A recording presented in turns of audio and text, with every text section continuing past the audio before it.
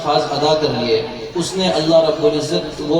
العزت کے اس وعدے کی تکمیل کا سبب بنا ہے کہ اب دنیا کا کوئی بھی آدمی چاہے تو قرآن کے اندر تحریف نہیں کر سکتا۔ جب بھی وہ قرآن کی کوئی آیت بدلے گا، کوئی ایک زیر زبر بھی بدلے گا، تو حافظ قرآن کے پاس صحیح قرآن موجود ہے، وہ اس کو کامیاب نہیں ہونے دے گا۔ بالکل اسی طرح ہمارے جو قرائے کرام ہیں وہ ادائیگی قرآن کے محافظ ہیں۔ ان کو معلوم ہے کہ اللہ کے نبی سرکار دو عالم صلی اللہ علیہ وسلم کے زمانے میں قرآن کس طریقے سے ادا کیا جاتا تھا، وہ تمام طریقے، ان کی ادائیگی سب قرائے کرام نے محفوظ کی ہوئی ہیں۔ بالکل اسی طرح علماء کرام جو ہیں وہ معانی قرآن کے محافظ ہیں۔ قرآن کی جو معانی ہے ان کی صحیح سمجھ اللہ رب العزت نے علماء کرام کو دی ہے۔ علماء کرام معانی قرآن کے محافظ ہیں۔ اسی طرح جو ہمارے مشائخ ہیں، صوفیاء کرام ہیں، یہ معارف قرآن کے محافظ ہیں۔ قرآن کو سمجھ کر اس کو اپنی زندگیوں میں کیسے اتارنا ہے، تو یہ کام اللہ رب العزت نے صوفیاء کرام اور مشائخ کرام سے لیا ہے۔ بہرحال کہنے کا مقصد یہ ہے کہ یہ جتنے بھی حضرات ہیں جو قرآن کو سیکھنے سکھانے میں لگے ہوئے ہیں، یہ اصل میں اللہ رب العزت کے وزراء ہیں، جن سے اللہ رب العزت نے قرآن کی حفاظت کا کام لیا ہے۔ تو یہ بہت مبارک لوگ ہیں، بہت بابرکت لوگ ہیں، اور اللہ کی نظر میں ان کا بہت بڑا مرتبہ ہے۔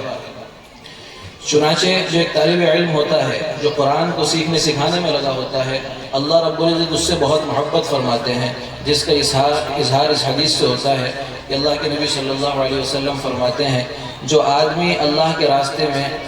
جو آدمی دین سیکھنے کے لیے نکلتا ہے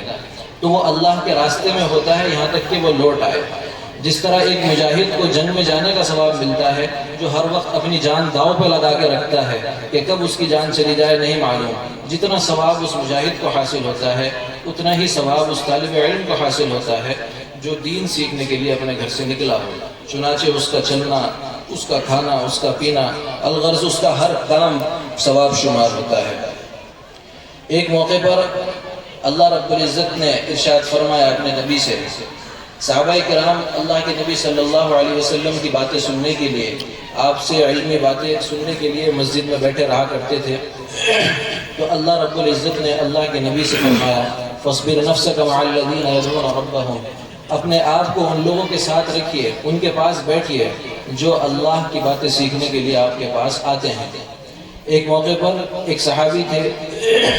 جو دین کی باتیں سیکھنے کے لیے اللہ کے نبی صلی اللہ علیہ وسلم کے پاس تشریف لائے، اور وہ نابینا تھے،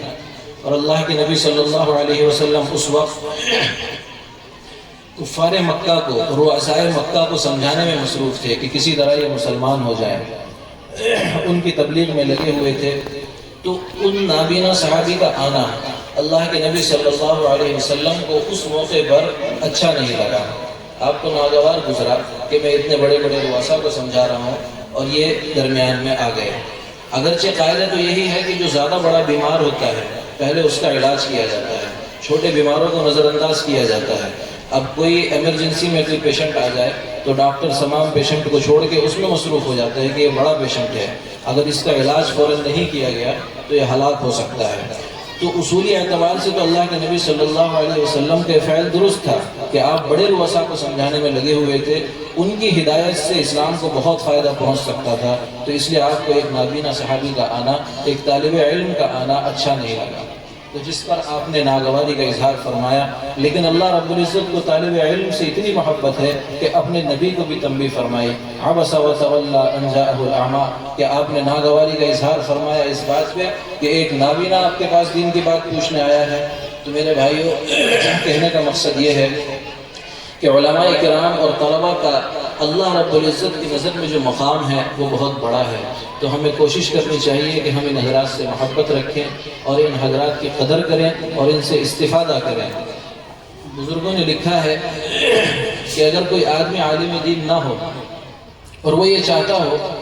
کہ وہ عالم دین، اس کی اولاد میں کوئی عالم دین بن جائے، خود تو وہ عالم دین نہیں بن سکا، لیکن وہ چاہے کہ اس کی اولاد میں کوئی عالم دین پیدا ہو جائے، تو اس کے لیے علماء مشورہ دیتے ہیں، مشائخ نے لکھا ہے کہ وہ علماء کی قدر کرے، علماء سے محبت کرے، علماء کی دعوتیں کرے، ان کا خیال رکھے، جو نادار اور کمزور علماء ہیں ان کا تعاون بھی کرے۔ تو اس کام کی برکت سے اللہ رب العزت اس کی اولاد میں کوئی عالم دین پیدا فرمائیں گے، اور اگر اولاد میں نہیں تو اس کی نسلوں میں یقیناً کوئی عالم دین ضرور پیدا ہوگا۔